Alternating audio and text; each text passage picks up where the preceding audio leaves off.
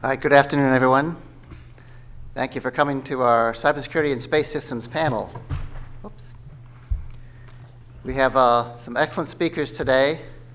Down at the end is Frank Huey of Aerospace Corporation, Chuck Beckman from MITRE, Kimmy Tan from JPL, and Howie Weiss from Parsons. I'm from the Johns Hopkins University Applied Physics Laboratory in Laurel, Maryland. And kind of the question is, why are we doing cybersecurity for space systems? No one's really in that area. Everyone else has a technical discipline, but we need to get out more and more information, professional information about how we go about doing cybersecurity. It's not just information confidentiality, integrity, availability. There's actual physical systems that we need to protect, and we need to complete the missions. So there's a couple of different areas that we're going to be talking about. Really, there's three kind of key areas. One is, first of all, is defense. We need to protect and prevent attacks to our space systems. And this includes through the entire program lifecycle. Secondly is detection. We know that they're going to attack us. How do you know when they are attacking you? Or afterwards, once they got out? How do we detect these things and be able to move on from there? And the third area is the mission resilience. We're going to get attacked, but how do you recover and bounce back and go on and complete your mission when you have these circumstances? So we'll be talking about these types of issues today, especially on the protection, the defense side for the speakers, but I encourage questions from the audience on any of the other aspects that you may not hear presented formally, but if you have an interest in something that when we get to the question period, please chime in and let us know what your questions are. There's a couple of recent reports that underscore the timeliness of this panel. NASA's Inspector General came out with a report just last month, July 15th, and the title report was Security of NASA's Public Accessible Web Applications. So they looked at NASA's websites, which, as you know, NASA needs to get public behind them, public involvement, so they have plenty of websites disseminating information. But they also have websites where you need to have an account and a password to log in, and there's more sensitive data that qualified users can access data. So they have a number of these websites, and just to quote one part of the report, they mentioned that although there were many intrusions, some of these were minor incidents, caused no real damage. Others affected thousands of NASA computers and caused significant disruption to mission operations and resulted in theft of sensitive data. So there are issues within NASA. It's not just a military problem. Likewise, NOAA had an Inspector General report come out July 15th. Actually, the NASA report was July 10th. NOAA was July 15th. And just the title tells you something. The title of their report was Significant Security Deficiencies in NOAA's Information Systems Create Risks in National Critical Mission. And among other things they talked about was, quote, critical security controls remain unimplemented in information systems.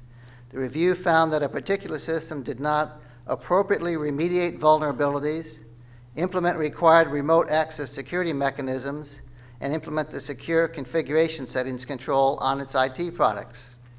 So there's definite issues out there. We need more awareness, number one, and more sweat equity to start fixing these problems and get people to understand what the depth of the problem is. So our first panelist today, Mr. Chuck Beckman, he's the chief engineer for the MITRE Corporation's Defense and Homeland Security Department. He has an MS degree in electrical and computer engineering from Southern Illinois University, and has been working in information security for over 26 years. His work includes the installation of firewalls and intrusion detection systems, performing vulnerability assessments and analyzing system compromises for the Department of Defense. He's also served as adjunct faculty for 6 years at Southern Illinois University, where he taught the graduate network engineering and computer security courses. He has authored several articles published in international computer security journals, and was a member of the SANS editorial board, which publishes weekly security newsletters. Prior to joining MITRE, Chuck spent 10 years in the U.S. Air Force with assignments at Space Systems Division, National Security Agency, and the Air Force Information Warfare Center. Chuck? bring up your slides.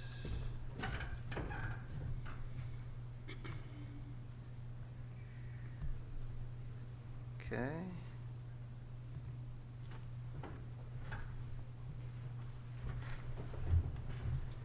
Okay, thank you very much, Dave, for that warm introduction.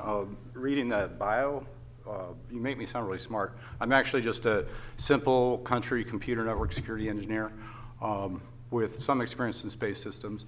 And I'm going to talk a little bit about why we need to worry about this and what we can do. So cyberspace is increasingly hostile. I don't know if you guys saw the news this morning, but there was a headline that I think it was the Russians stole 1.2 billion passwords, and that was just today. At some point, the number of user names and passwords that have been stolen is going to outnumber the population of the planet Earth because stuff gets hacked so often. So this is a really hostile environment, and it's not just kids, and that's what most people traditionally think of when they think hackers, but this is organized military environments, well-funded, state-sponsored actors that are targeting our stuff. And the things that they go after in terms of their investment are high-value targets. Spacecraft clearly are high-value targets. If you can get one of those, that's pretty sweet. So as things evolve in the internet, everything's getting more complex. And complexity is the inverse of security. The more simpler a solution is, the more likely it is that we can actually secure it. And when we have these complex networks and systems and computers, they get very, very difficult to secure. And spacecraft are no different. And I would include the ground station assets in with that. So the risk, traditionally, and this is from OWASP, which is like a computer security web application organization, they talk about risk as likelihood that something's going to happen times the impact that it would have on the mission. So the likelihood is going to be directly dependent on the threat. Who is your threat? And if somebody wants your stuff bad enough, they will not stop until they get it. And if you've got something that's high value, that likelihood goes way up. And if it's something that's mission critical, then it's going to be very high impact. Okay, so has anything happened before? As it turns out, yes. There's been a lot of things that happened. Going back as far as 1986, this was an incident where an electrical engineer, it wasn't me, jammed HBO's satellite signal and took over what was being broadcast. And the reason he did it was because he was like mad because his cable bill was too high, which I kind of can sympathize with that, but I'm not going to go hack their satellites. But it actually happened, and that's the first known incident I've ever heard of. But there have been incident after incident continuing ever since then. At one point in 2008, hackers took control of the Earth observation satellite and basically had control of it, complete control of the satellite for something like 9 minutes before they were able to get it back. Again, in 2009, they caused a 21-day shutdown of NASA computers. And you guys, some of you may work there and maybe you remember this. I don't, I didn't work there. Again, in 2009, the Russians started marketing a device that was called Skygrabber, but it could basically be used to decrypt satellite signals. And it was used by hackers in Iraq and Afghanistan to capture the unencrypted data feeds of UAVs. And UAVs are kind of important to our military, especially in those theaters of operation. So this is a big deal. And when you're talking $26, your threat environment goes up dramatically. And there were a couple more. German research showed that they could basically crack the encryption on the satellite phones. And then in 2013, and this is my favorite one, the emergency alert systems of TV broadcast stations, the downlink, was jammed, taken over, and the attackers broadcast reports of a zombie attack, which is kind of funny, but it's still bad, and I believe it's illegal in most nations. And the point I want to make at the bottom is that these are not terribly sophisticated threats. When we talk about sophisticated threats, we're talking about well-funded researchers that do this for a living. That's what they do. It's all they do, and it's a lot of people that are working in this space. Clearly, China, Russia, you hear a lot about, but these are countries that will target, our mission-critical national resources. Okay, so what do we need to worry about in terms of space systems? Well, there's a couple things. One, and this is kind of the first thing people think of, telemetry and data channel encryption, right? So usually, and when I was a naive second lieutenant working on missile warning satellites in LA, I thought, well, we don't need to worry about security because we just encrypt all the downlinks and the uplinks, so we really don't need to worry about it. But from the instance on the previous slide, we can see that it's still a concern, right? So it's something that we might take for granted, but it's something that we should not always assume that works. Another one, and I never really thought about this until I worked at a classified government organization, but cross-modulation can happen, especially in spacecraft. So when you take a clear text signal and it gets cross-modulated, meaning it gets modulated onto a signal that is an encrypted channel, it may be possible to recover that signal from the encrypted signal. So even if you are sending stuff that is totally encrypted with perfectly secure crypto, which is a bad assumption, it's possible that another signal before it gets encrypted gets modulated onto it. Ground stations, this is the thing that I worry about the most, because these are the things that you are using to control your satellites. And as it turns out, and I'm sure many of you know, a lot of those have internet connections, right? So why would a hacker try and break the encryption on your uplink or your downlink if he can just hack into the system that you're using to control it and take control of it from there? The other thing, and DoD learned about this the hard way with Snowden, insider threat, right? So, you could have the best security in the world, but if somebody that you hire, hauls everything out on a thumb drive and gives it to the UK Guardian, then whatever you're hoping to keep secret is now exposed. And clearly an insider, if they did work in a satellite controlled facility, could potentially take advantage of this. The other thing that I was going to mention is failure mode. So a lot of times when we install telemetry and downlink communication signals, we don't necessarily think about how it will fail.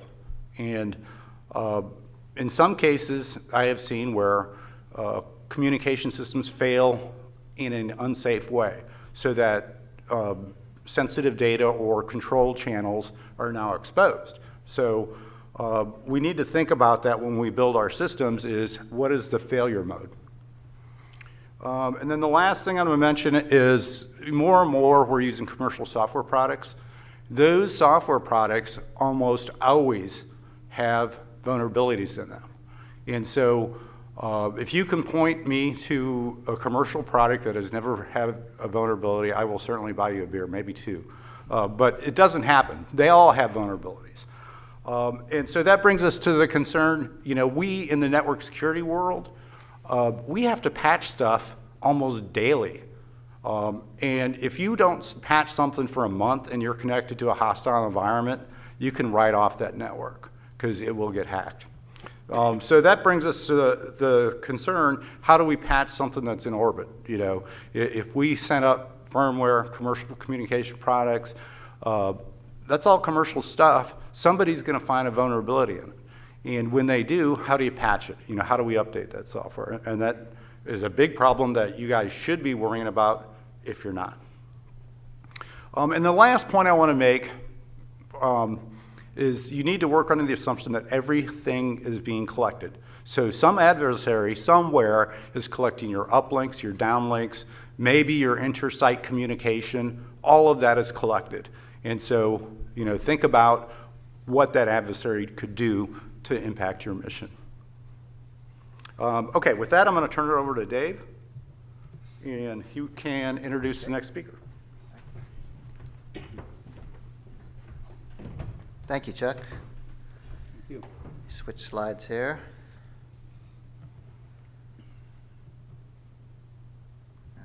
Not the right one.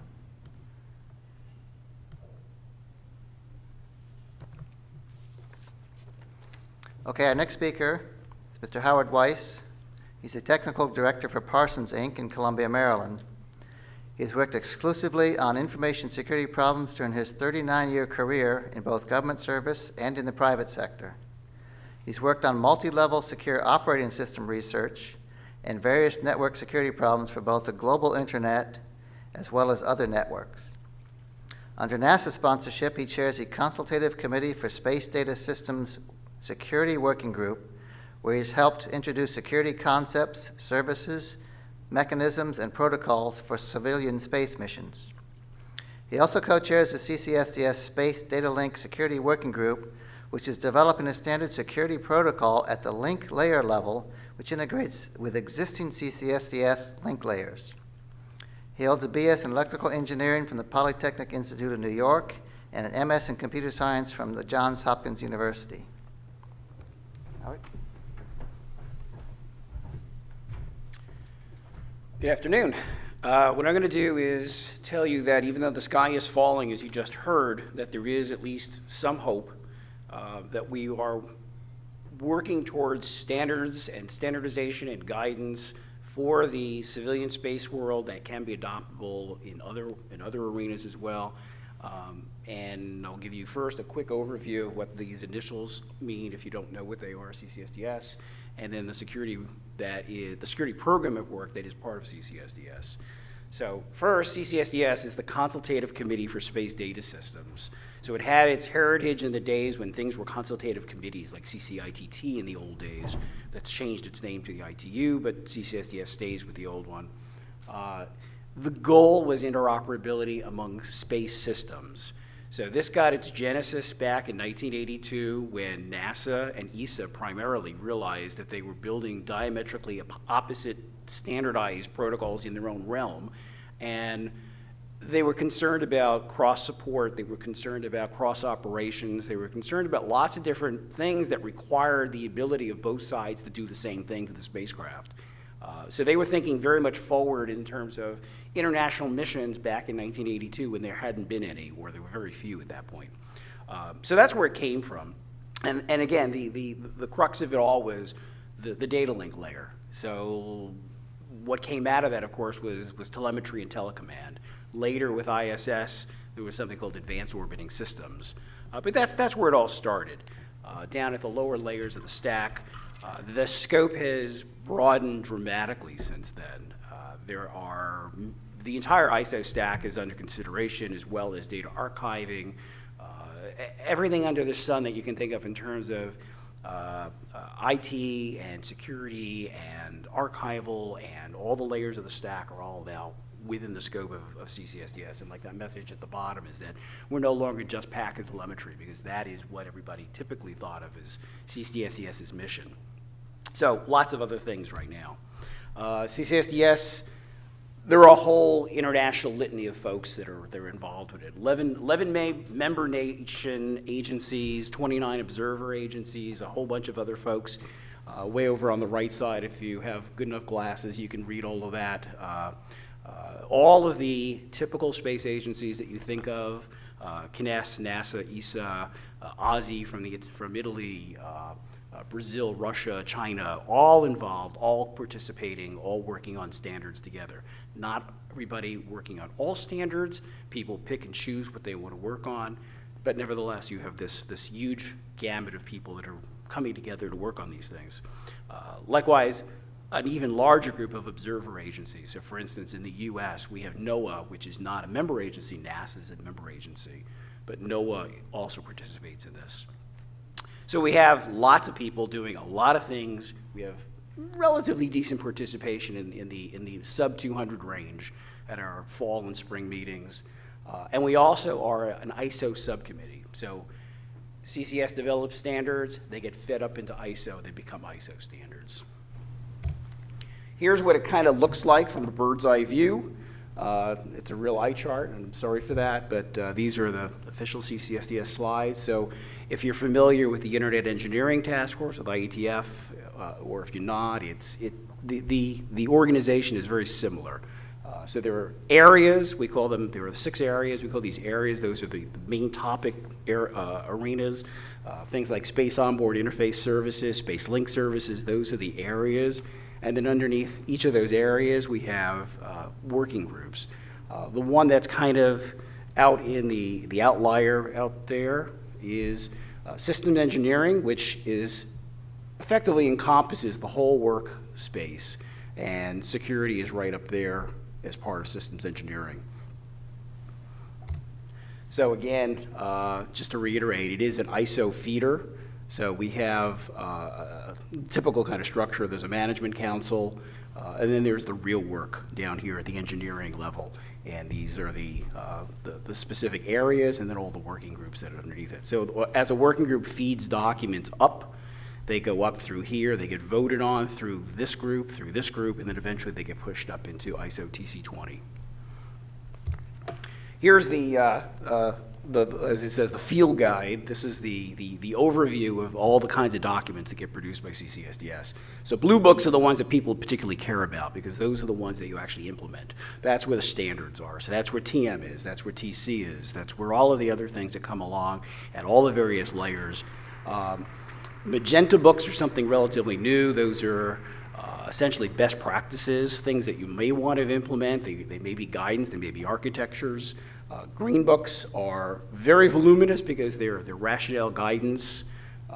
Red books are the standards before they become standards. So these are the draft books as they progress through the system.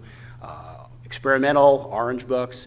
Administrative books, historical books, or hysterical books, whichever we'd like to call them as, and then revisions. So things are never static. The books are revised on a schedule, typically 3 to 5 years, but in between those periods, there may be additional revisions that are distributed. Here's kind of what a bird's eye view of the website looks like if you want to go out and look for any of these documents. This is only showing the top of the Blue Book page, but if you can see over here, there's a whole list of all the different rainbow colors, and you can pick out anything you like. They're all downloadable, they're all free. Nobody charges for any of this stuff. Nobody cares if you take it. Nobody cares what you do with it, unless you affect one of our other spacecraft. But there's everything here that you can pull down. This is the overview of the technical work. These are where the working groups have all of their working materials. Actually, these are all links, so you can pull down and go to each of these working groups and see what the working group is doing at this moment. You can pull down drafts of the work that they're progressing with, and again, there are warnings with the in-progress work because they don't want you developing and implementing and then yelling about that there's a change later, but nevertheless. So within the scope of CCSDS, there are actually 2 working groups now doing work that is progressing the state of security within the civil space community. So there's the one here, the Security Working Group, otherwise known as CSEC, the Systems Engineering Area Security Working Group, and then the Space Data Link. I chair this one, I co-chair this one. And there's a split between the two, and the rationale of breaking this one out separate we'll go into in a couple of minutes. So going back 92, 93 timeframe, the feedback when we tried to get security into CCSDS was that we do science missions, we don't care about security. Effectively, they said that's a DoD problem, or that's a national, military side of the world problem. That's not us. We do science. Nobody cares about science. Nobody's going to hack science. We give science away. We don't need security. Okay, so it went on and on like that for years and years and years and years. That started to change dramatically as the internet became ubiquitous, as connectivity became ubiquitous, as Captain Midnight came along, various other attacks started happening. All of a sudden, everybody said, holy smokes, they care about us. So it made people had a warm feeling that they cared about them, but of course now they were also concerned about it. So the working group there was first an ad hoc working group, and then later a real working group was chartered. And its mission in life, the security working group, was to develop guidelines. That was originally the thought that would happen. But then it was given this extra job of doing standards and also consultation with other working groups. Other working groups tended to also be very, very hostile about security. And a good example of that was the archival guys who said, we don't need no stinking security. We're archiving. We're just archiving material. And the question was, well, do you have access controls to that? Well, yes. Well, then you need security, right? Okay, so we marched on over time with all of that. So the culture has definitely changed. They understand that everybody seems to understand they need to do security. There isn't a major pushback anymore. And the one big change that we made over the years is that every document or every standards-based document that comes out of CCSDS has to have a security section. They have to talk about either why or why not they paid attention to security. In the security working group, we've got a very wide set of agencies that are participating. NASA, obviously, NASA and ESA are the largest groups that participate, but we have UK, the French, the CNES, DLR, the Germans, the Brazilians actually participate. They don't necessarily come to all the meetings, but they were participating in China, and now we've even had an observer agency join us in UMETSAT. Within the space data link world, we realized that people were going off and developing their own solutions because there was nothing standardized. And so we pulled together the best from the space link side of the world and also from the security side of the house. And we created another group. And the charter there was to build something at the data link layer that also interoperated and could kind of slide in like a shim into the existing protocols. So don't change the existing protocols. Don't make the hardware change, because a lot of the TMTC and AOS is built in hardware. Make it so that it works with that. And that's what we ended up doing. And we've got, going back to that guide of rainbow colors, there's a red book which is almost ready to be published that defines this protocol that slides in as a data link layer security protocol, not the algorithms, not any of the other things that go along with it, just the protocol. Here's the long laundry list of documents produced by the security working group. We have one standard at this point, which is this cryptographic algorithms document, which does discuss algorithms. There's one and only one crypto algorithm, that's AES. Actually, it's AES encounter mode, if you understand that. And that's it. We do not talk about any other crypto algorithms. Now, in terms of for authentication, there are several algorithms that you can choose from. But there is an algorithm book. It is there, and it is being followed. We have a best practice book, which is an architecture book, and then a bunch of informative and guides. Some of these guides were developed to scare the pants off of mission managers in the old days who said, I don't need no security. Some of them were developed to help those mission managers who said, oh, now I do need security, but I don't know how to do anything about it. So that's where some of these come into play. They have been evolving over time, and their direction has been evolving over time as well. In the in-progress security program, over on the security working group side, we are still working on algorithms. In this case, the rationale and the guidance. The standard, the recommendation is really very, very small and very succinct. This talks about why you do what you do and how you do it. We're working on key management aspects, both from a standardization perspective and also from a guidance perspective. We're working network layer, we're working security threats, and then of course down on the, as I talked about before, the space data link world, we're working on that protocol that shims into TMTS and AOS.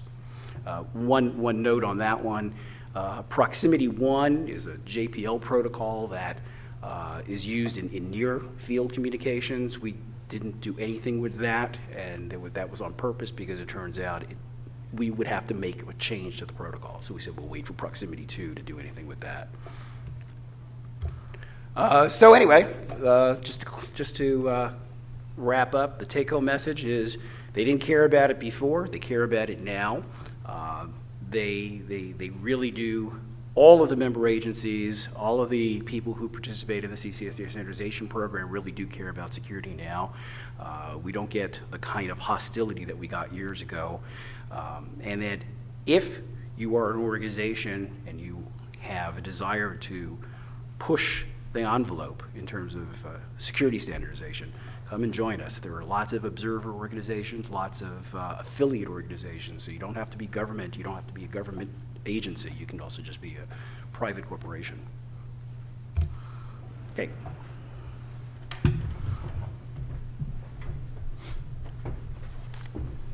All right, thank you, Howard. Let's see, next slide.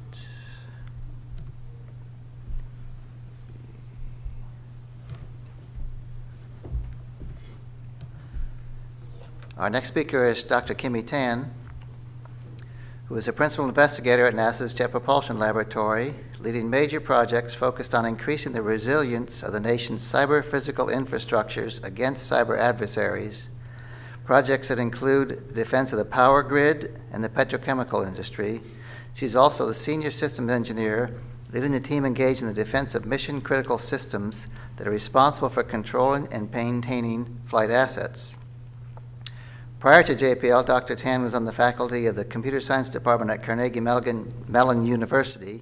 She has authored several papers in the area of cyber defense, specifically on intrusion detection and diagnosis, and has served the cyber defense research community in a number of program and proposal selection committees. Her current research focuses on the effective design and integration of cyber defense systems into operational environments, and the design of effective testing methodologies to evaluate the reliability and performance of cyber defensive systems within those environments. Dr. Tan?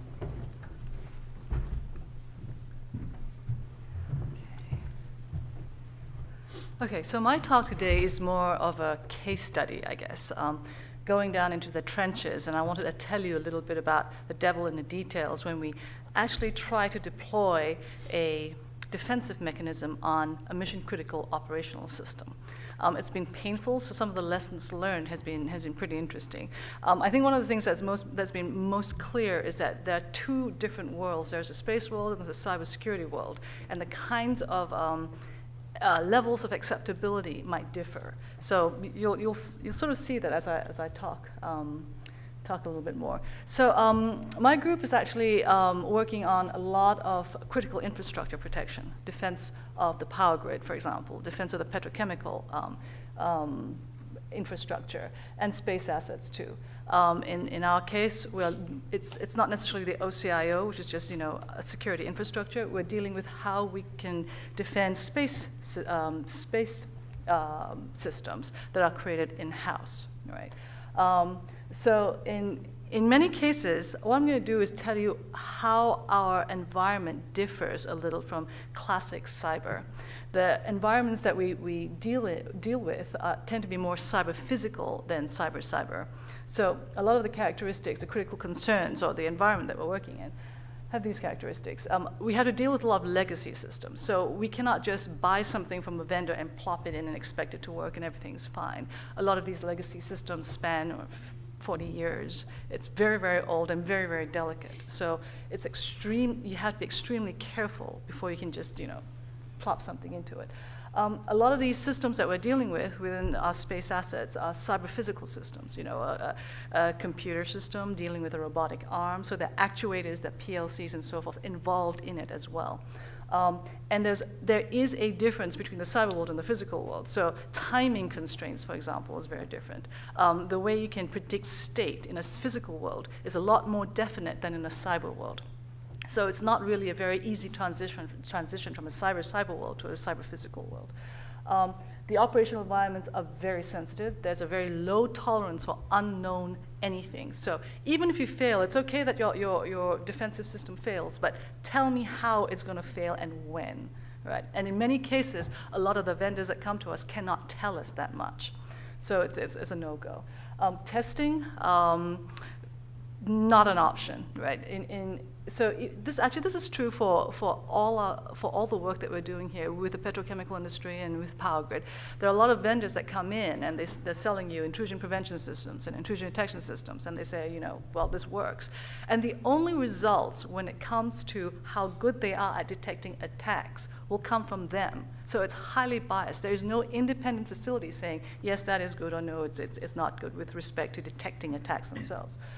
So we found that we've actually had to build our own test bed and test in-house to make sure that these things actually work. And the other thing that's interesting is that a lot of the cyber physical systems are unfamiliar to cybersecurity people. So cybersecurity people that have come into our environment are very familiar with Linux, Windows, and so forth. They're less familiar with a lot of the PLCs, the operating systems that deal with PLCs, like RS Logic, MEDOC, et cetera, et cetera. So there are two communities, and sometimes the bridging between the two communities are where all the failures and the problems are. So I'm going to talk about the problem context that we tend to deal in. Everybody wants resilience. They want the systems to be up and running despite an attack, right? So when it comes down to it, a major part of resilience is this issue of situational awareness. I need to know really what's going on in my systems. I mean, we're talking about cyber systems where you can't just see things. A sensor has to be written for everything. So we need to know what has happened, why it happened, and what should I do, right? So the problem that we're dealing with is not to build a better situational awareness engine, is to understand the quality of the situational awareness results that we're getting, either from lots of vendors that claim to have these things and trying to push this on us. So in many cases, this is a testing problem. You need to know how good these things actually are. So what I've done is just sort of drawn a skeleton of a typical situational awareness hierarchy. So there's at the very base of it, the monitors. The language here might be a little different, but monitors are simply pieces of software that suck data in, and that's it. There is no intelligence behind them. So things like S-trace and so forth. And then there's a detector that makes a decision based on that data coming in. And then there's a correlation engine that pulls all this information together and tries to look for high-level patterns or more abstract patterns, and then you have an outcome, right? So the outcome of a situational awareness engine says, there is an attack, turn everything off. Then you kind of need to be pretty confident that that is true, especially in a mission-critical system. And there has to be a lot of trust there, right? So when we pull this apart, we looked at all these little parts down here. If you think about it, if there are errors at the very bottom, those errors are going to propagate up to the top. Right. So we needed to look at almost every single level. At every single level, there was a problem with a lot of these systems. So what we decided to do was to say, okay, well, we have all these vendors. They're saying we have these zero-day detectors. We're going to sell these to you. The claim is they will detect attacks, and they will detect zero-day attacks, right? Attacks that nobody's seen before. Okay. So we had to consider deploying one of these things on an operational or mission-critical environment. And a lot of these detectors are based on anomaly detection, behavior-based detection, off-nominal detection. And we only wanted to ask 3 very simple questions. These are not hard, right? For a system that claims to detect attacks, we just wanted to know, can it detect the attack? Can it consistently detect an attack? And if it fails, why and why not? That's it. Right. And those answers were really, really hard to come by. We found that in the community, actually this is in the cyber community in general, the use of metrics was a pain point. There was a very poor understanding of metrics and how they're applied. And more importantly, the evaluation process by which you determine the performance of one of these systems was so poor, you don't really know at the end whether the hit rate meant it detected the attack or it detected something else, some other confounding factor, right? So one of the problems with metrics are that the definitions are extremely imprecise. There are no standards currently that's being used community-wide in cybersecurity when it comes to the metrics for determining the performance of these detectors. So for example, mean time to detection, the time between the intrusion occurrence and the detector alarm. You would think that that would be clear enough, right? Well, what does intrusion occurrence mean? Does it mean when the intruder deployed the attack? Or does it mean when the attack manifested in the data that the detector is looking at? Or does it mean when the first failure occurs as a consequence of the attack to the time that the detector detected it? So what does mean time to detection actually mean? It's applied in 20 different ways in 20 different papers, right? There's no consistent way it's applied. Same for hit, miss, and false alarm rates. So a hit, in some cases, is when the detector says, yes, I have detected an attack, and it certainly was an attack. And in other cases, it's, well, the detector has to alarm 10 times before I will consider that an attack, right? So even the concept of a hit differs in many cases. So metrics, extremely imprecise, and there's poor experimental control as well. So you don't really know whether a hit is a hit or whether it's a false alarm. There's a lot of ambiguity in the literature and currently in the field. And the current detector performance, the way they would evaluate some of these detectors essentially is to say, okay, I will train the detector, this is an anomaly-based detector, I'm going to throw some anomalies or attacks at it, and I'm going to count the hits and misses, right? Well, there's several problems with that. You don't know why the detector failed. You just know that there's a hit and there is a miss. And if there's a failure, there is no diagnosis of the failure. That does not wash in a mission-critical system. If there's a failure, I need to know why that thing failed because I have to remediate. You won't get any answers right now, and that was a pain point. There's no confidence that a high hit score, that the performance can repeat again in a different environment, right? Or actually, even in the same environment in a different instance. So there's no persistence of the results in any of these evaluations. So when someone comes to, like a lot of vendors were saying, well, we have a 100% hit rate. You can't repeat that. You really can't on your own systems. And the scores don't translate over differing operating environments. You deploy it in one environment, you deploy it in another environment, anything can happen, essentially. So those are some of the pain points that we came across. So we went through a lot of the literature. We actually evaluated a lot of the anomaly detectors in the literature and found out that there was like maybe less than 0.05% of papers that actually allowed you to evaluate the detector well. In many cases, the results, many papers, in fact, a lot of them, and 90% of the papers would say, we have 100% hit rates and maybe 0.0001 false alarm rates. Well, when you actually look through the paper, you really don't know. The hit rate could be caused by the attack. It could have been caused by an error in the system. It could have been caused by a number of different things. The experimental control in many of these cases is so poor, you really have no idea what the detector is detecting. Right? And the application of the metrics, a hit, a definition of a hit, is so lax, you have no idea what's happening there. Now, all I'm saying is that in a mission-critical system, this is a problem. This is a huge problem. There's no way I'm going to deploy one of these systems with unknown performance on a system on a mission-critical environment. So consequently, we had to go back in many cases.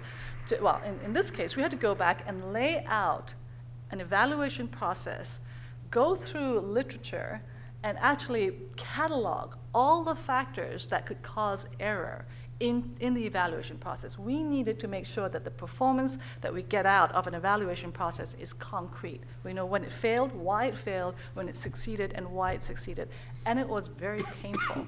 So this was actually a result of 5 years of work going through and understanding all the factors that would cause error in determining how well a zero-day attack mechanism or an attack detection mechanism would work. Only because of the stringency of a mission-critical environment, right? So once we did that, in this case, what we're doing right now is we're taking this, we have built a test bed. I know there are many, many test beds in the cyber world. It's not actually the building of a test bed that's important, it's the use of the test bed, how you use it, how you design an experimental method that is pretty much concrete. So this work is currently being turned into experimental tooling, I guess, right? Understanding, sort of making tools to make sure that the outcome of an experiment is pretty much concrete, that you have high confidence in it. I guess in control theory, it's just this thing about when you have an estimation and you have the uncertainty that goes with the estimation, we need to know what that uncertainty is. And in that case, we need to make sure that our experimental method is extremely concrete, which we don't have right now. So in summary, a lot of the JPL, for example, is one, and the petrochemical industry is one. We get a lot of cyber vendors coming to us saying, we have solved this problem, we have intrusion detection systems, prevention systems that work, et cetera, it's perfect. All these environments I'm working in, in particular petrochemical industry, is a safety critical environment. There is not a single vendor out there right now that has an intrusion detection system that will work perfectly on even half well on one of these systems. They fail almost every rigorous testing method that we've put them through. The metrics currently are not precise. The testing regimes described in the cyber field right now maybe is a little lax, not as rigorous as we would need it in an operational environment for us. And the detective performance results that we see from all vendors and from literature and even from research in cyber defense is extremely ephemeral. You cannot easily translate them to any other operational environment. So that's my the end of my talk. Thank you.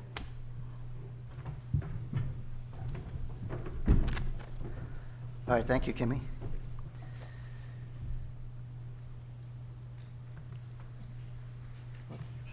There. And our next speaker, Mr. Franklin Huey, is the director for the Aerospace Corporation Cyber Operations Department.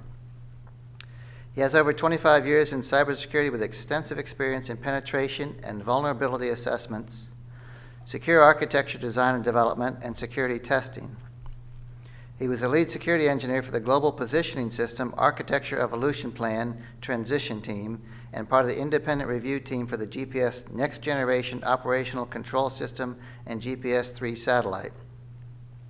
Mr. Huey has also provided risk assessments for Air Force Launch Range Systems, Space-Based Infrared System Program, and Air Force Satellite Control System Network, and MILSATCOM programs. In addition, he has conducted penetration, vulnerability, and risk assessments for the Department of the Interior, Treasury Department, Fortune 500 companies, and financial institutions, as well as leading the security design team for the Joint Strike Fighter program. Right?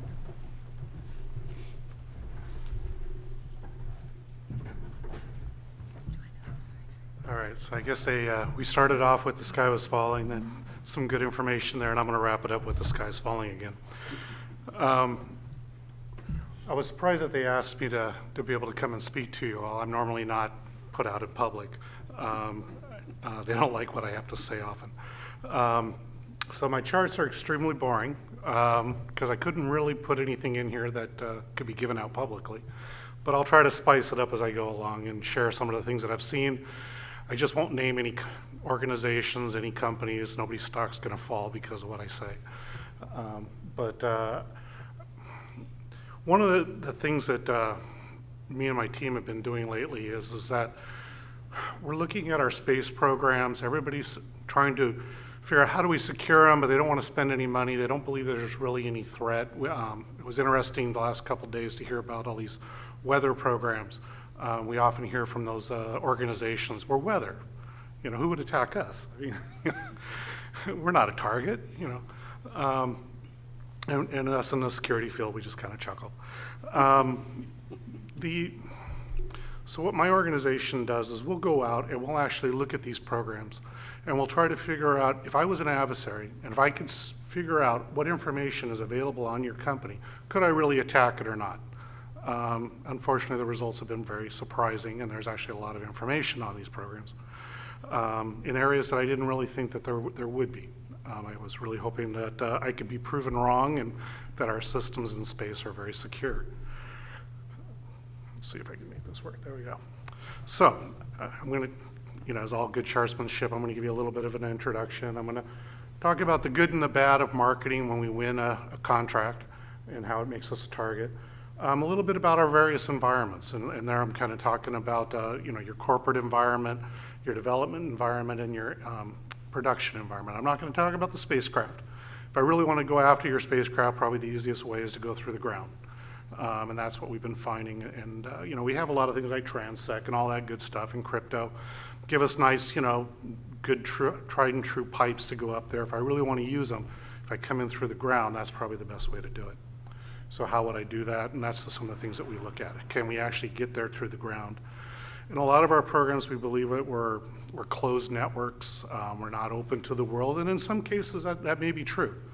But what I'm going to talk about when it comes to the development and production environments is that may be a way that people can get into your networks. And so hopefully I'm going to stimulate some thought here that you think about your programs and how your production and development environments and corporate environments are being handled, and could this be an avenue into your space programs?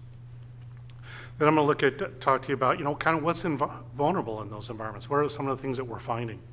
What are some of the types of attacks that we're seeing that you may want to be thinking about?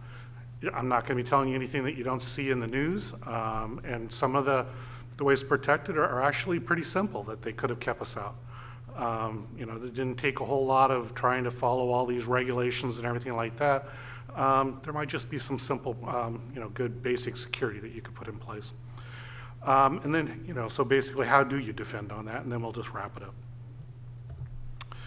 So the introduction, once again, is your development and production system a target? Of course, we all say, yeah, everything's a target. Everything's a cyber target. But I'll show you some of the ways that it really possibly is. How do you protect those same networks and information? And then finally, are we really making it easy for our adversaries? And in some cases, yes, we are. It's not that our adversaries maybe are so sophisticated. When we look at a lot of these networks, it really didn't take much to get into them. So sometimes we make it just too easy for them. All right, so your company just won its contract. You're all excited, you got this nice, huge, hefty, contract that's going to go on for 10 years. You're going to maintain, the entire space program for, launching all of our rockets or something like that. There's emails going out about it. You've just plastered it all over your website because you're so proud.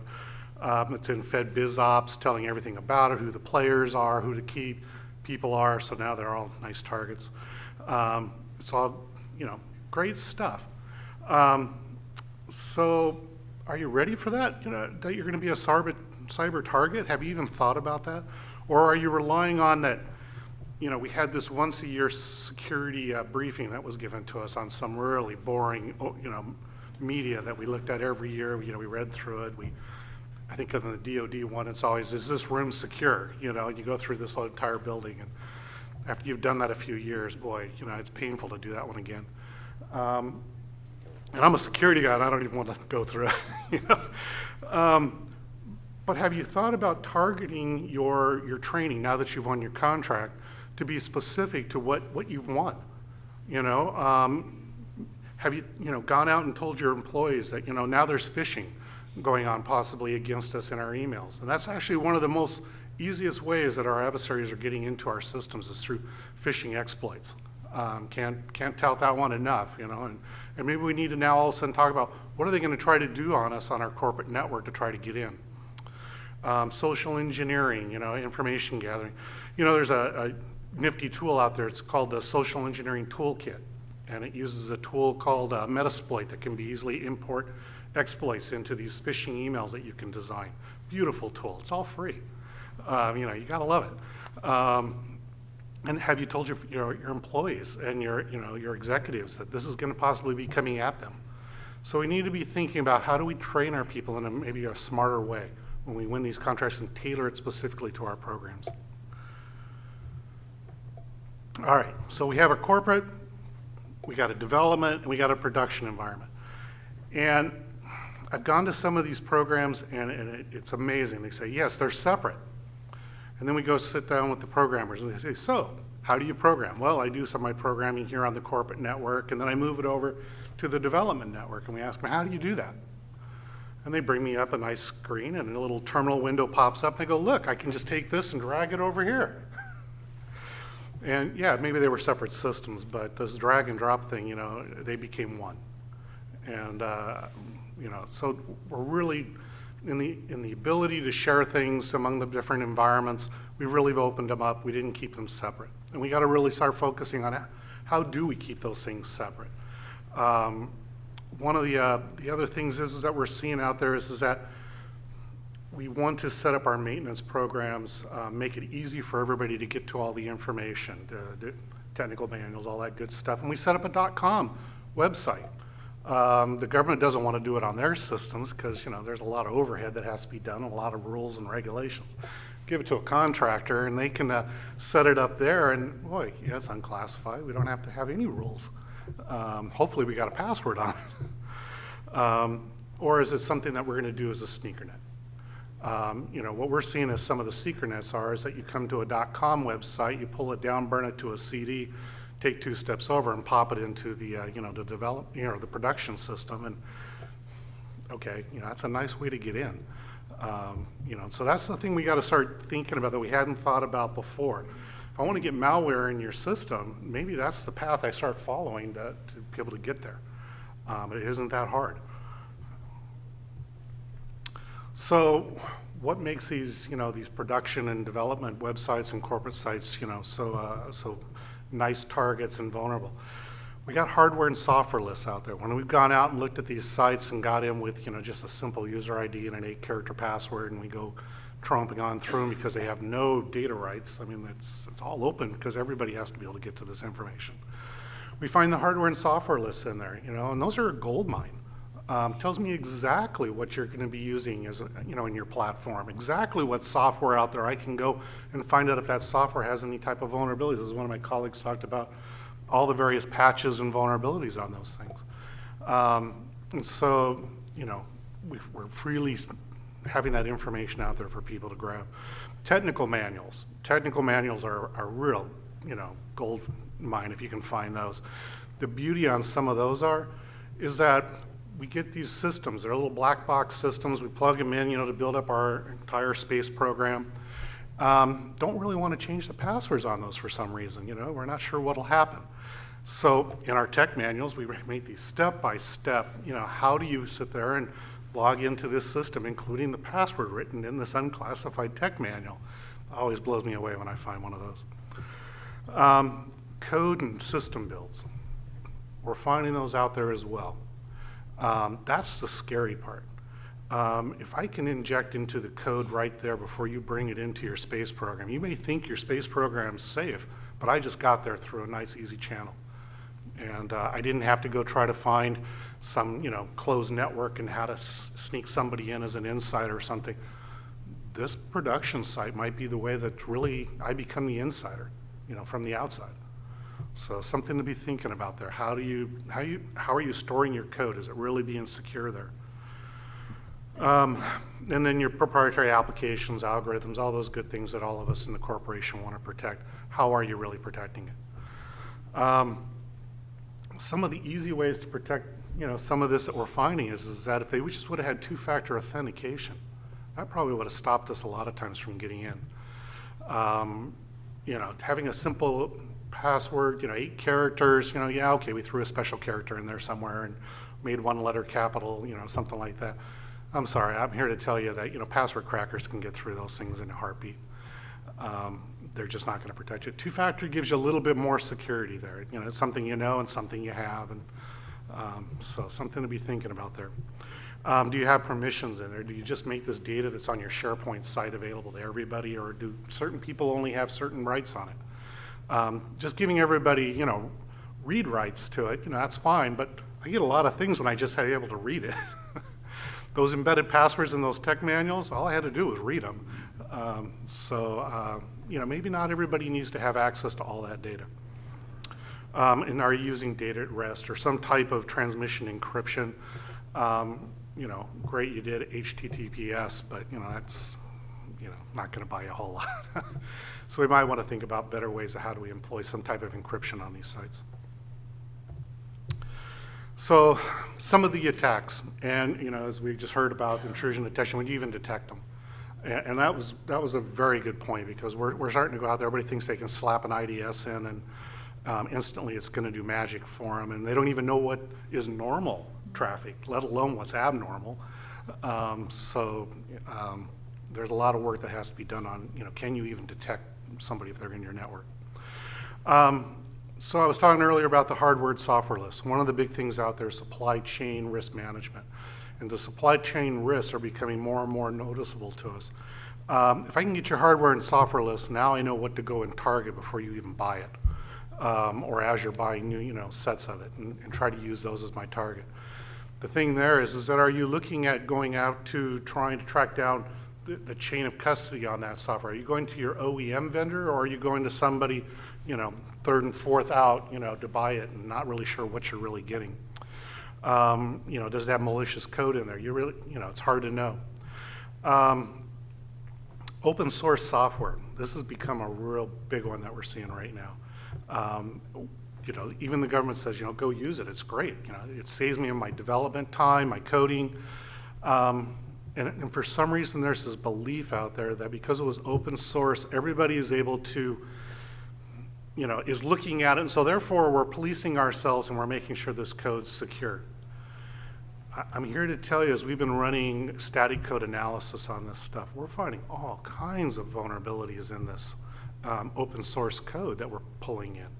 And oftentimes our programming environments are saying, that's reuse. So I don't have to, for some reason, test it. It's not code reuse. You didn't build it. So you really got to go and start testing that stuff. We're finding buffer overflows. The top 10 OWASP vulnerabilities, we're finding them left and right in this open source code. Embedded passwords even. It just kind of amazed me when we pulled in looked at one that had a bunch of source code. It was class libraries for C++ programming, and there was a bunch of embedded passwords in this code. It was pretty bad. So some other attacks that are happening, network website attacks. Are you monitoring what goes out of your websites versus what's trying to come in? The last thing you really want is the FBI to be calling you up and saying, we're seeing all kinds of information beaconing out of you, going out and, and the gigabytes out of your network. That's the call you really don't want to receive. But it's happening because we're not monitoring what goes out. We have remote access tools. They're beautiful. I had Poison Ivy. I had Firefly. I typed that wrong. That was supposed to be Dragonfly. That's one that's really hitting people right now. So ignore Firefly. But those are tools that are actually, through phishing exploits, are getting into your networks, and your antiviruses aren't picking them up. And then once in, they're able to actually start exfiltrating your data, or actually put something into your code or something like that if they can get to it. Ransomware. Ransomware is one of my favorite ones. We haven't seen it yet in a space program. I think it's just a matter of time. It's going to be a really bad day for you if all of a sudden somebody's able to get into your system through a phishing exploit and your whole development environment just got encrypted and you don't have the key. And they're asking you for big bucks. It's kind of hard you have to go explain to your customer, we're going to be a little behind on our development this month or this year because we can't get to our data. So that's something we really got to watch and start be thinking about. Phishing, social engineering viruses, I've already talked about that. Those are typical attacks that we are seeing, and we really got to educate our people to be on the lookout for them. So do we have a defense? There's some couple basic things that we can do here. Configuration management's a big one. Are they really tracking open source software? When I told you about one of the things that we saw where they were, the programmer was showing me how they were dragging and dropping from their corporate network into their development network. Well, that's how they were getting open source software in there. And, we're all taught when we go to college how to program. We might have had a program, our class maybe, or a chapter if we were lucky, on secure coding, but we all glossed over it real quick because we were just too busy trying to make our code work. This open source becomes a real big problem because they were taught in school, just go grab it off the internet, plug it into your code. Well, they're doing that, but are they letting CM know about it? We're finding more of our space programs out there are starting to wake up to this and realizing this is a bigger problem than we thought. We may not be tracking that as well as we should. And we need to start figuring out what we're going to do there. Think of open source code also is just code that you developed yourself, and you got to test it the same way. And you really got to focus on static code analysis on it. Use something like Fortify or one of the tools that are similar to that, and you'll be amazed what type of things that you're finding there. The other thing is your legacy code that you brought in from other programs. You know, you said, look, I'm going to save you costs because I'm going to bring in 80% of my code from a previous program. Well, we've asked some of those programs to go and scan that with static code analysis, and it was amazing what we found in there. A lot of dead code, a lot of stubbed out stuff, and you're wondering what the heck is this going to really do in the future. So you really need to be doing some type of testing more than our traditional testing was for software. And then finally, the network and host, as I said before, let's try to keep our development and our corporate ones really separate. I understand your programmers need to be able to get to their time card and they want to get to their email. Really don't be doing your development with that stuff, going around that. You're just opening yourself up. Try to really have some type of tighter control there. We're finding more and more that our adversaries can just get right through our corporate and into those. If they can get into your corporate and see how you log into your development thing remotely, if they had a keylogger on there, they got you. We need strong authentication. We need access control in there. Just having an 8-character password isn't going to cut it. We do this on our actual operations systems. Why aren't we doing it on our development? And then, are we trying to harden our development programs? We just had a customer recently that it finally dawned on them that maybe we should take our development and harden it first with security before we go in and start doing all the development on it.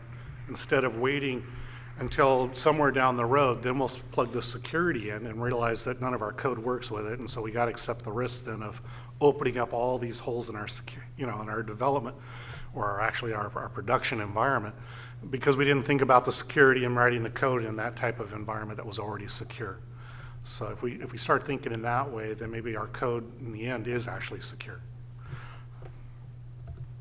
So in conclusion, I'll go through this really quick. You do need to consider yourself a target and start thinking about that. And maybe you got to change the way the paradigm on how we train when we do win a contract. How easy it is to get to your environments. Really be thinking about that. Are you just putting it out there on a .com? Is this some nice little easy SharePoint? And we just put the whole keys to the kingdom on how we built this whole program there, including our software. That might not be a smart approach. And we got to really start changing that, because I'm amazed when I go to these programs. One does it, another one does it, and another one does it. I think all of these major contractors are all talking with each other, and they all followed suit, saying, well, if they did it, I can get away with it, I can get away with it. And now it's become prolific that we do these things this way. And so maybe we need to stop and rethink on how to do it a little bit more secure. Do you have the ability to detect malicious code? Do your corporate networks, can they really do that? Or are we just, great, we put McAfee on there and we called it a day. Maybe we need to be starting thinking about it. Can we really detect some of our attacks a little bit better? Do we even have intrusion detection, host-based, network-based? Are we putting in, a decent firewall access control lists, or did these things, go and grow over time? I went into one place recently and we looked at their outbound, border firewall. And over the years, that thing's been growing and growing and growing. Everybody keeps putting in more rule sets and more rule sets, and this thing was like 10 pages long of rules. Some of them repeated, some of them just made no sense. Every once in a while, maybe you need to go through that and take a look at it, maybe clean it up a little bit. Maybe every once in a while say, let's stop and pull that out and, and do a refresh. We talk about tech refresh on everything else. Maybe we need to do a tech refresh every once in a while on our firewall and router access control list. So just quick takeaways, be thinking about supply chain risk management. Be thinking about your development production environments. They are important to our space program. You're important to them. You're our line of defense out there. Be looking at your configuration management. Maybe we got to bring those people in and make them, think more secure like we do. Take them into the security fold and don't treat them like outsiders. Test for static code vulnerabilities. Try to do some way of monitoring our networks a little bit better. especially on looking at what's going out of them. Again, you really don't want the FBI calling you and telling you just lost terabytes of data. Start looking at how do we secure those development environments. And lastly, strong authentication. I can't stress that more and more. All I keep finding out there is 8-character passwords, and it just amazes me. So anyhow, that's it. All right. Thank you, Frank. Well, we had a lot of thought-provoking ideas. Hopefully, a lot of you are thinking about how that applies to your situation, your environment, and your organization. Let's open up to questions from the audience and direct it to any of the panel members.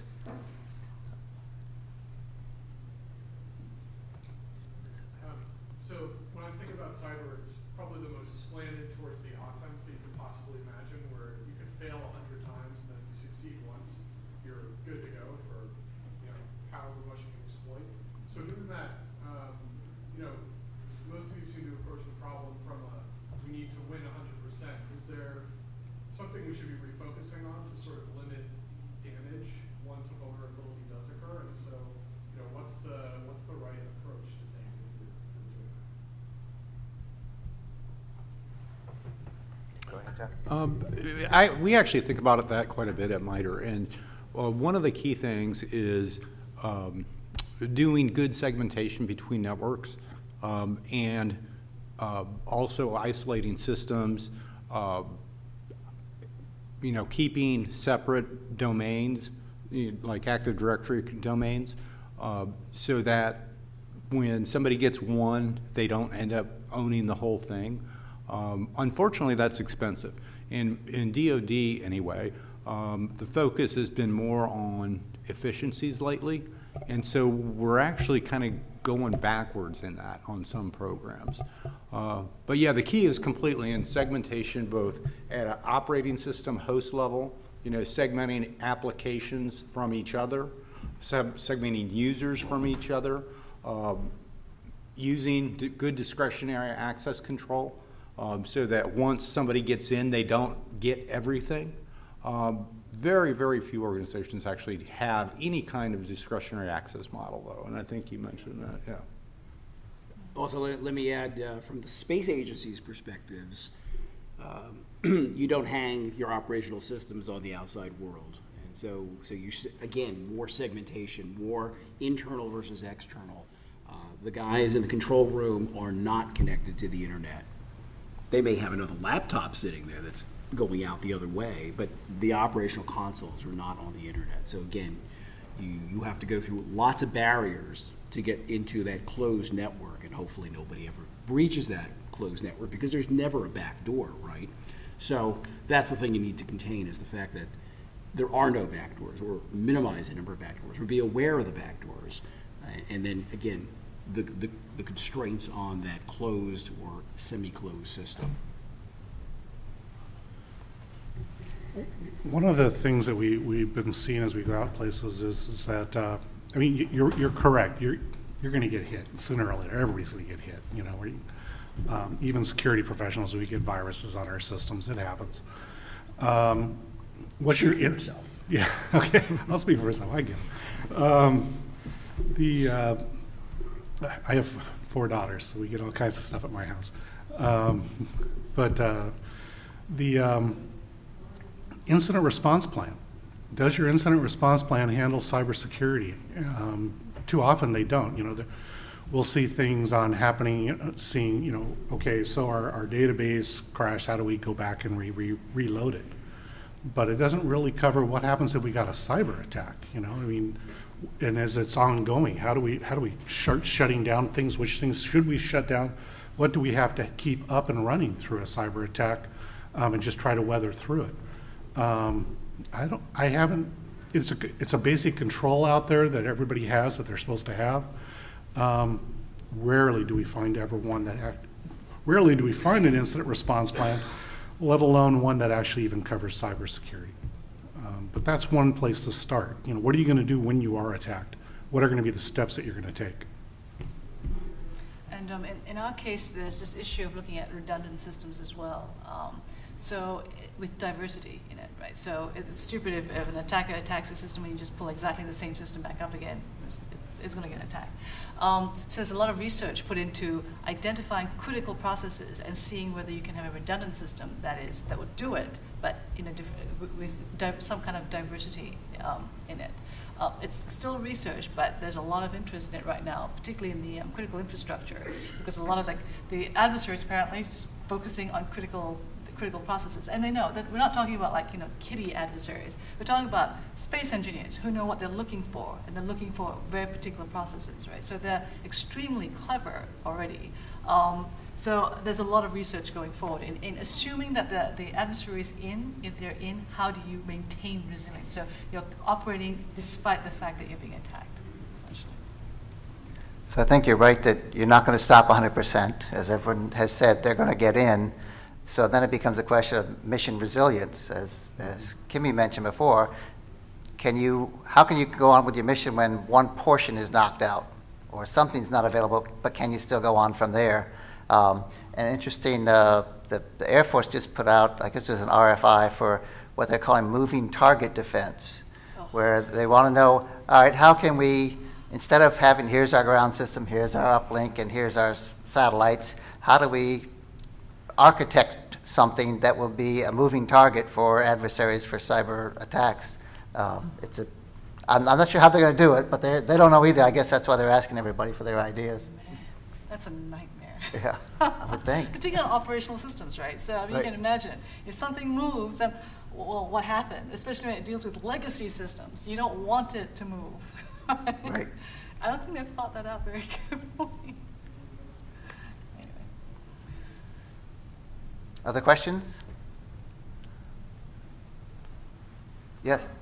Part of the problem with understanding that you've even been under attack is comparing, and you mentioned this when you were talking about knowing that you were under attack as opposed to an environmentally induced effect. And so my background is space weather, and of course there's an entire community of anomaly resolution people that aerospace leads the way in doing anomaly resolution with the Air Force on the space weather side. But is there really a close communication between the cyber attack people that are understanding, we're looking at the problem from the cyber side, and the space weather anomaly resolution people who are looking at it from the other? Because it almost seems like there's two different time scales. In the typical space weather anomaly resolution, it takes a long time to spin these guys up. You've got data sets to procure that come from multiple locations that, now we've got to assemble a team and let's look to see if the space environment did anything here. I mean, is there a communication between environmental situation awareness and cyber situational awareness in the operational space program? Actually, that's a good question, because traditionally it's just been the OCIO handling cybersecurity, right? But a lot of the attacks right now are from people who actually know what they're doing. They're space engineers, like I was telling you about. So a lot of the mission systems are being targeted, right? So the cyber people don't really have much insight into the mission systems, and the mission systems people don't really have insight into the kinds of attacks that are happening. So the communication between those two groups traditionally, there was almost none, right? And now we're finding more and more with the kinds of attacks that are coming through, you need a tighter communication. So we're going through all these exercises to foster like whole teams coming together to understand, for example, when an anomaly occurs, is that human error? Is that something that mission people typically see, or is it really an attack, right? But that's something that I've only recently seen, this sort of fostering of communication between the two communities. I mean, different languages, it's been very difficult, but we've had to do it. But it's a good question. Yeah, I would agree. We can do a lot better. You're right. I've seen, if there's an anomaly with a launch, they bring in whole teams, they start doing all this, analysis and everything, try to figure it out. When I've talked to some of those teams on, how did you rule out cybersecurity, as being a potential, problem on it? Almost always they sit there and tell me, well, it had an accreditation, so therefore it must be secure, so we immediately discounted that. I'm telling you, an accreditation just means somebody accepted the risk. Doesn't mean your system's secure. Many times we see, a lot of, when it comes to the technical side of it, our systems are not as they should be. So, yeah, we can do better. Actually, related to that, every system that I've ever seen that was hacked was accredited.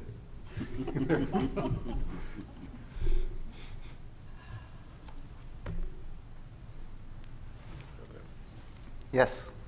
The problem with accreditation, which the information assurance community is now coming to grips with over the last 2 to 3 years, 4 years maybe, is that even if you build a great system that is architected, has the appropriate security measures and monitors in place for whatever threats were known on day X and up to day X, one, there may be a threat that was already in existence, but nobody knew about it on day X. And the whole information environment, typified classically by Moore's Law, is incredibly evolutionary and vibrant. And so what we're starting to morph to with information assurance, and I didn't specifically hear any of you talk about this, but I suspect you're all familiar with it, is a risk management framework.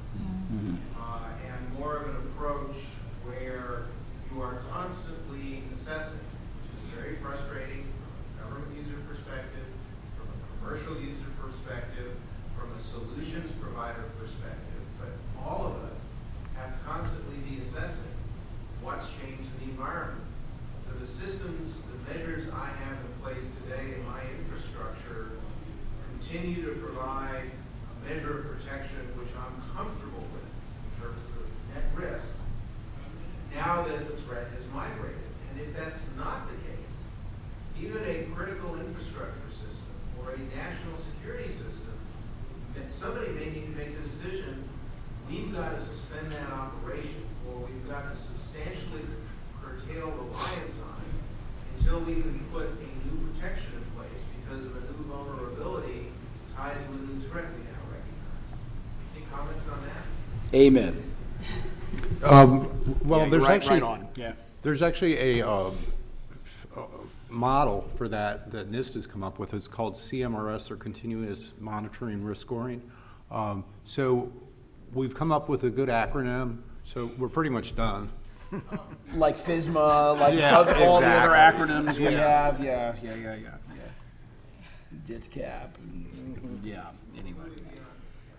Yeah. Yes, Thankfully. Right. Thankfully. But I think it all goes back to the bottom line that even if we have an accredited system, there are no guarantees. There's nothing assured. There's nothing 100%. There's nothing that anybody can actually guarantee from 100% or even a 99.99% perspective. It just isn't the case. An interesting analogy is I've done some work in the penetration analysis arena for the casino kind of environments. And one of the things that they were very concerned about was they wanted to, this was a state gaming authority, and the casinos were moving to online back office kinds of accounting systems. So they were becoming banks, essentially. In prior years, what they would do is they would have a crypto midnight, in this case a cash midnight, a cash out midnight. The end of the day was at 2 a.m. Two people would go into a glass encased room wearing pocketless jumpers and count the money by hand. And whatever that bottom line total was, the state would take their percentage, whatever it was, 10%, 15, 20, 30, whatever the number was. They would take that number. Well, now they wanted 100% assurance that the back office systems were going to give them that same number based on the physical count. And we all said, no way. There's just nothing that we can guarantee you. And nothing has changed, really. Accreditation does not provide that high level of assurance. Now, years ago, we talked about A1 kinds of assurance, if you're familiar with that, back in the assurance days of mission critical systems. These formal specified systems and formally reviewed code and on down. Very, very, very expensive to build. Very few were actually built. One seems to still be running, but it doesn't have its A1 accreditation anymore from the old days. But we can't afford to do that. That's the major problem. And even with that, you don't have 100% assurance. One of the things with the risk management framework is that it's based on risk. And in order to calculate risk, we have to know the threat. And we have not to date done a good job of identifying the threat to our program managers. And we have to work harder on that if RMF is really gonna work. Otherwise, as we've seen in our legacy systems, they accepted the risk of doing no security or very little. It isn't that, you know, if we would have done a lot of the basic security, like having access controls in our systems, having monitoring, just the basic security best practices that we all talk about in the security world, our systems would be a lot more secure. But when you look at them, we just don't have that stuff in them. And the reason is because we didn't identify the threats well, and therefore the risk was accepted. I would argue that going back on the order of 3 to 4 decades, the assumption was there isn't really a threat. Right. It wasn't recognized when we first started building out some of these tools and capabilities that they would represent vulnerabilities and ways for adversaries, industrial competitors, whatever. Yeah, and I mean, potentially now the classic, and I think it was either yesterday or the day before, is yet another case. This time it looks like it's some sort of Russian mafia organization, but people keep going after organizations personally identifiable information. They don't necessarily, if they're in it for criminal intent, want to go after state secrets or industrial advantage. They're just looking for a quick way to make some money. Kind of a classic criminal activity for them. But if people at that low end can relatively easily start getting, Target was the poster child along about Christmas for all this. If they can get into personally identifiable information because it's not being handled well, and that is representative at some level, certainly broadly, of other ways that information is being managed and handled, that ought to be starting to be an incentive for all organizations to think through, even though it's easy, even though it's fast, how much information do I want somebody to be able to get in and get away with like that? You know, a couple of you talked about diversity, security practices, compartmentalization. Mr. Snowden was mentioned. Mr. Snowden is hardly the first insider. He potentially represents just how easily one person, in a little bit of time, just a few months, can ferret out huge amounts of data, even from organizations like NSA and other intelligence agencies.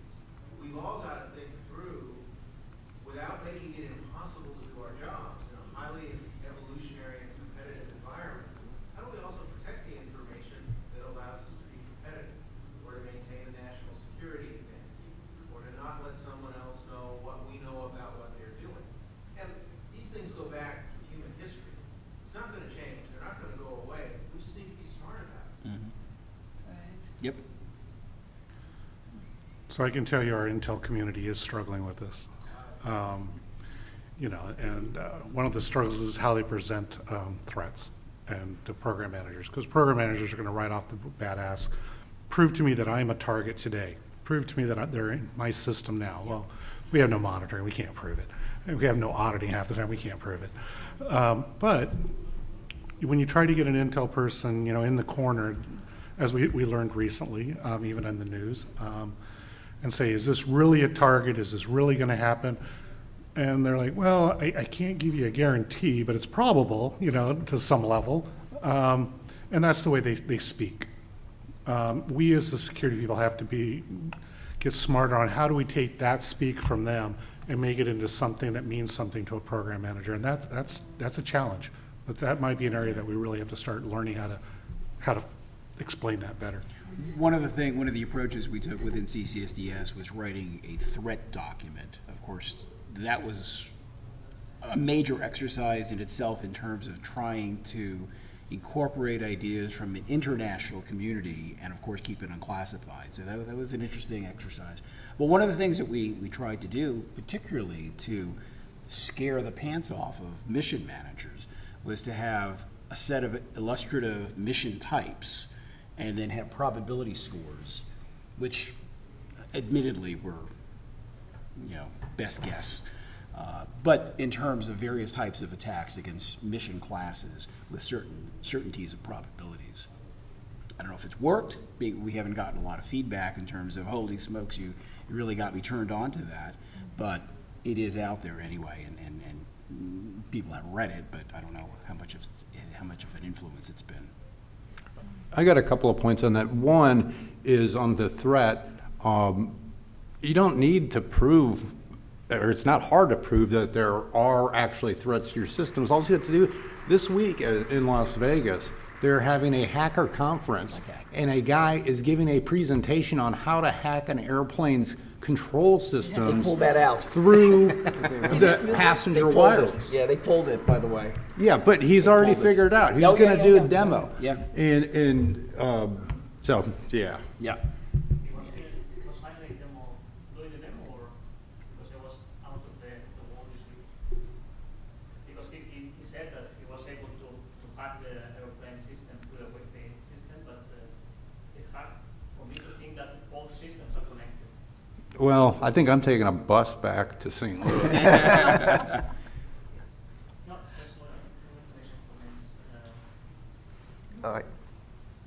If go ahead, you already, yeah. So first of all, I'm happy because I'm not alone here. I was presenting yesterday a cyber risk paper. I was feeling alone. Because there were no other cybersecurity. And that's kind of indicative of why we have such a huge problem in cybersecurity is no one cares. Yeah, that was my comment. I was just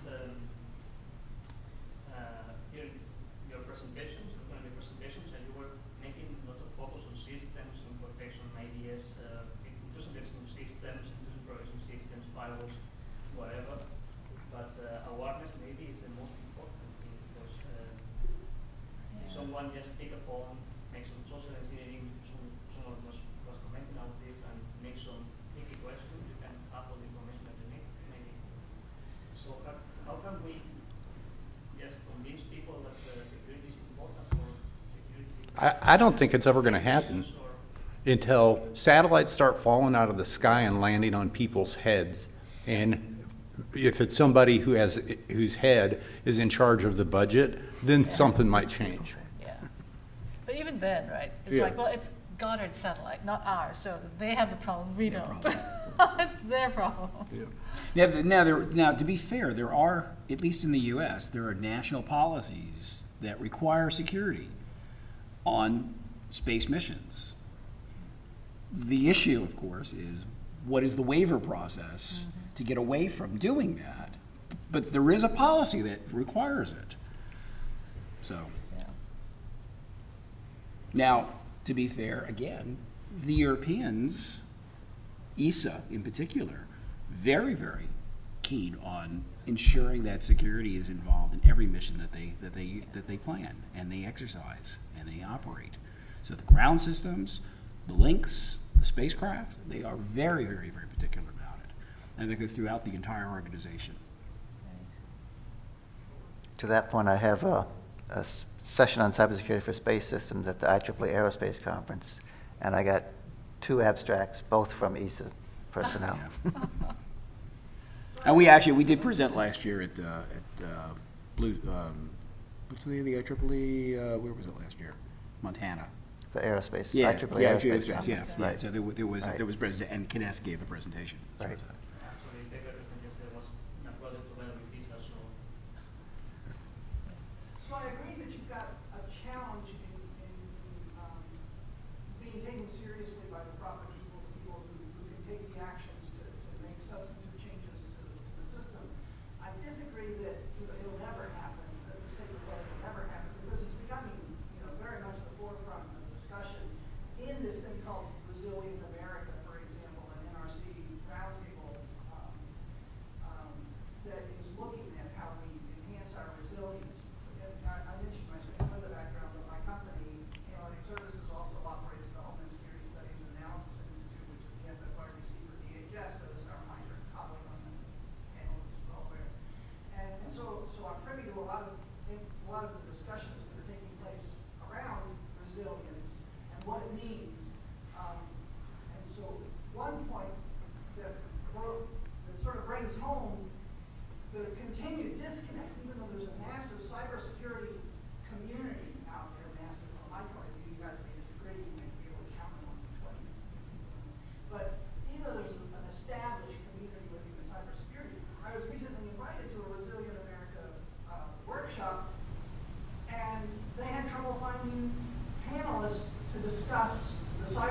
cybersecurity threat to the power grid. Okay? Are you kidding? Exactly. And so the fact that there's this sort of disconnect in getting the cybersecurity people connected to the resilience community is something that will be fixed because they're working hard to fix it. And I suggest that all of you look a little bit further into this thing called the Resilient American Roundtable stuff. It's not my activity. I'm but also getting to resilience, you mentioned the common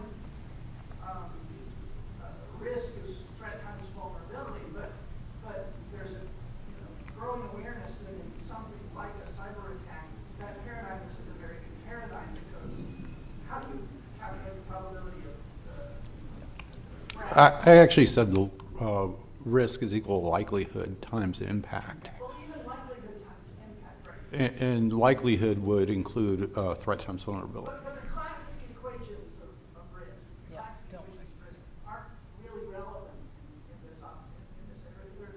Because they're more like low consequence, low probability, high consequence events we need a new framework to address low consequence, low probability, high consequence events, which a takeover of a satellite system will certainly fit in some. So another way that we can tackle this is through better system engineering.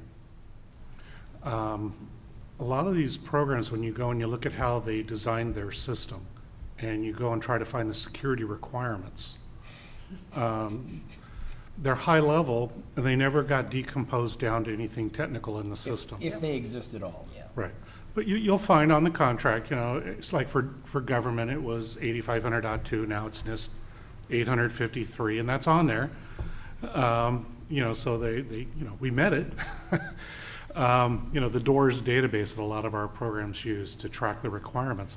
Go try to find those security requirements. They might be very high, and they never got flowed down. We as security professionals have to really become security engineers. I know we call ourselves that lots of times, but we really got to embrace that system engineering side of that and learn how to take those technical controls, make them into technical requirements, get them designed into the system. When I worked on the Joint Strike Fighter program in the very early days of that program, that was a struggle. Not with the chief engineer. He loved it when I offered the idea of we'll take those requirements and help actually do them into the OO modeling and everything, get them into rational rows and flow down into the system and actually flush out and vet these requirements. The security department didn't want to do it. And I think they were scared. It was something that we didn't traditionally do, but we need to. If we can get those technical requirements in there and get them designed into our system, we all talk about bake it in up front. Well, that's how you bake it in up front. It doesn't just magically happen by just saying, making it a required, document on our proposal. It really is taking that step back and doing that engineering function. So. Is there a question in the back?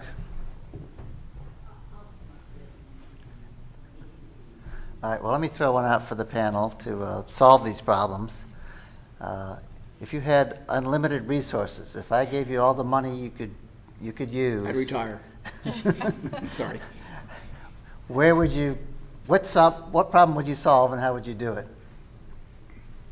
Can I talk to that one? Okay, so these are solved problems we're dealing with here. We've got programs out there that have been around for year after year after year that work, that have never been hacked. One that comes to mind is QMail. I don't know if anybody's ever heard of it, but it's a mail transfer agent that Dan Bernstein out of Chicago wrote. Mm-hmm. And he offered $5,000 for anybody that could find an exploit in it. And to date, no one has collected that.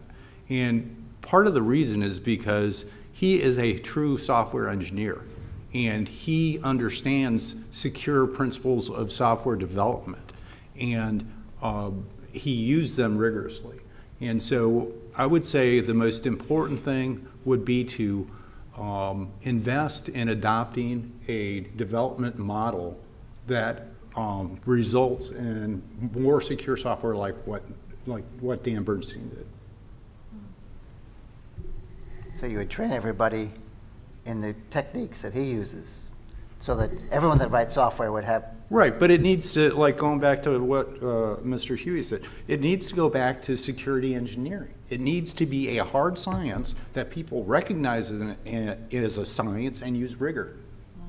And it has to be rigorously enforced, because we have examples of vendors who, big M, up north of here on the West Coast, who did Not that, mentioning names. who put into place strong security engineering in their software. Right, and then But- promptly ignored it. But, yeah, exactly. And then, so we're still fighting that battle because it runs on 99% of PCs and things like that. So anyway, yeah, you've got to pay attention to it. You can put it into place, but you have to actually do it.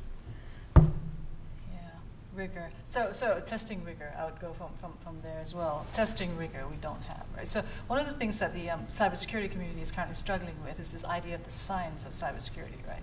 They're frustrated by the fact that you have all these papers and all these millions of dollars, put into defensive systems, and we really don't have a really good defensive, not even an intrusion detection system that does what it's supposed to do, right? And one of the things they were saying was that in cyberspace there's no scientific rigor, there are no principles by which we can rely on to build anything on, no benchmarking, nothing like that at all. And I think that's something that's going to be needed if we're going to move forward, or to at least say we have moved forward and here's the measure of how much we've moved forward. Well, some of that actually goes back 30 plus years ago. That has been abandoned over the years. There was a lot of rigor that went into the development of these high assurance systems, theorem provers and Right. whatnot. Right. The problem was the compute power wasn't there then to do the theorem proving of more than, say, 5,000 lines of code, and it kind of became so expensive that it just was abandoned. And now we do have the compute power to do it, but the community hasn't reinvented Exactly. that whole paradigm. Yeah. So in this case, it's one of the situations where we do have to redo what we had already in the done yeah. and abandoned, and because it wasn't really a failure. It's something that's just we didn't have the technology to progress it at that time. I don't know about being a king for a day, because I don't know what would I could do one thing and it would solve it all. But if I was a prince for a day, you could do a little bit. Even with tools, the IDS tools out there that aren't all that great. And I don't know if it's the tools so much as it is the marketing on them, but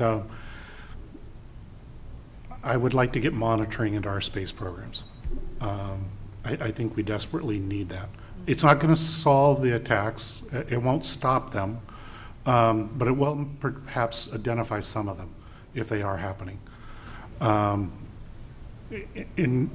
it's going to take some work to do that. One of it is really trying to figure out what is normal traffic on our networks, and we really don't know. We've built all these systems, we've bought all these products and everything. How many products have you seen out there that tell you they only talk on a certain protocol and stuff? It's rare when you find that. I mean, you do see it sometimes, but sometimes you get things like NetMeeting that'll tell you well, it'll be a port somewhere between 3,000 and 6,000. Pick one, and it could be random anywhere in there. So how do you know what's really going to be normal on that? But there are ways that we can take time to learn those characteristics, and I think if we could just even get that baby step in there, that could help us a lot. It'll either prove that we maybe have something on our networks. Hopefully, it disproves that anybody's on our networks. I would love to be totally proven wrong, that nobody's out there, nobody's has done anything bad on them. It's one of those things. I'd be happy to say I'm wrong. And actually, that's surprisingly difficult on a space system. I mean, try convincing the project manager that you want to do that on Yes. their operational environment, and they will freak out. You would not believe.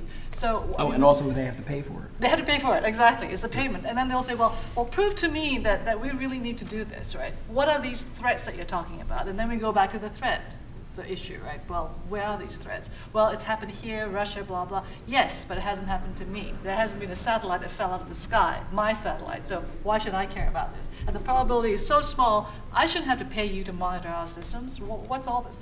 It just comes back around. I mean, I've seen this so many times. it just comes back around. But the flip side is that if you look at a lot of our ground systems, we catalog every keystroke that an operator does.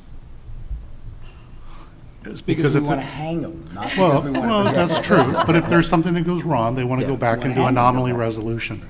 But as you were saying in the back there, we don't do the anomaly resolution from a security standpoint. We're not putting the tools in to do that other side of it. And it could help a lot.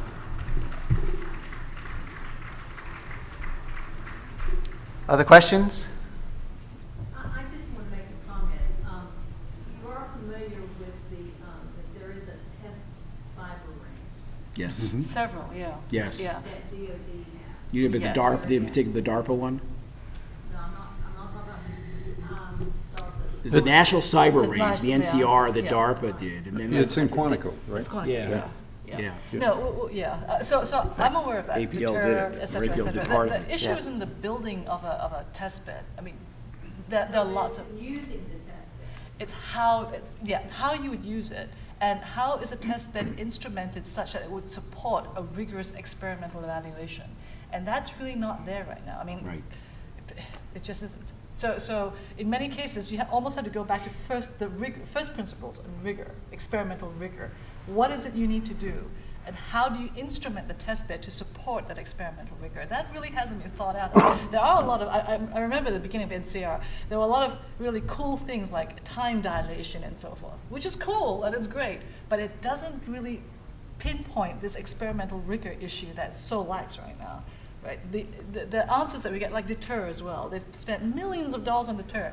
You get an answer out, sure, the test bed is there, but your answer is still useless. Right? You have no idea whether you've detected an attack or not. You don't know what the test bed has injected into your experiment. You don't know what the errors are.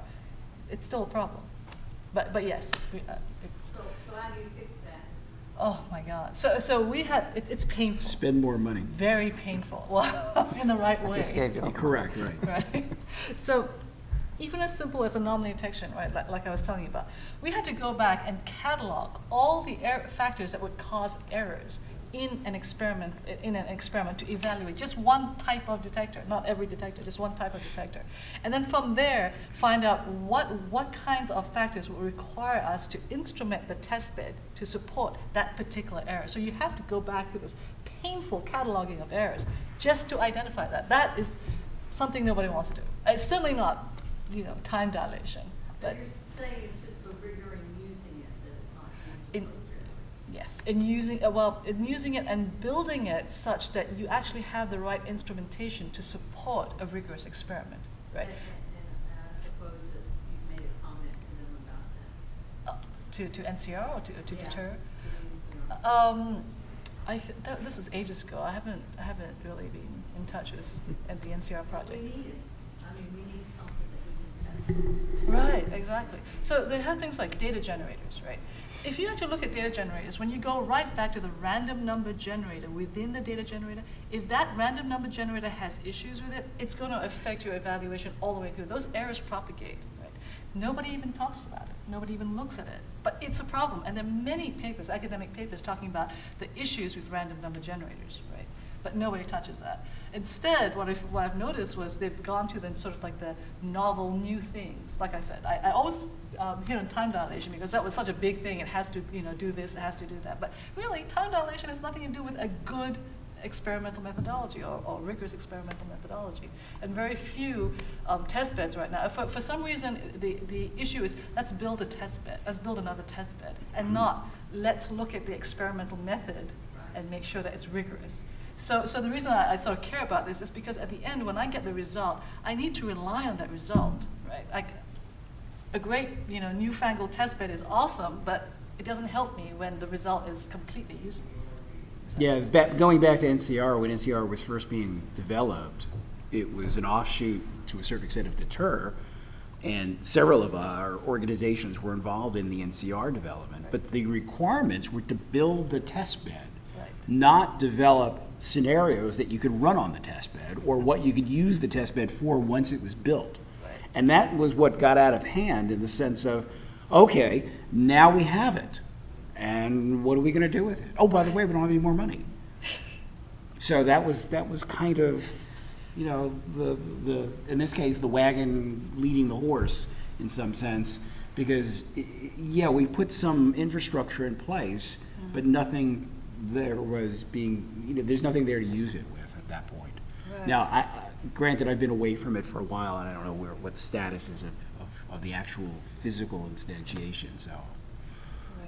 So, so some programs are starting to use it. Okay, well, that's It's a good news. challenge, though, to be able to simulate your you know, The the world. operational network. Yeah. Is it a challenge because of the test experimentation process itself, or because of what's not available from the test range? It's getting the actual images of the systems that exist in your operational network, and then getting that into a virtual platform of the test bed. It's not impossible. We're working on that. We're trying to figure out, you know, how to do that best. A lot of it is, you know, going through contracts and everything to get this out of the, you know, the companies that do the maintenance and everything for these companies, or for these operational systems, to get that information from them, get it cut and figure out how to get it onto a drive, get it out there, and then try to set it up. We are starting to work on some of that for some of the programs that I've been dealing with, but it takes time. I just wonder, the other thing is, how many of you are speaking at the defense forum that's going to be in March, the AIAA Defense Forum at Johns Hopkins? Are you? Not mine, no. No, they didn't ask me. They didn't ask me. Because He lives that's there. the missile sciences and the weapon systems effectiveness, and surely you know that there are cyber problems with that. So I just wondered if you speak to that or to speak at it. Well, Good opportunity. No.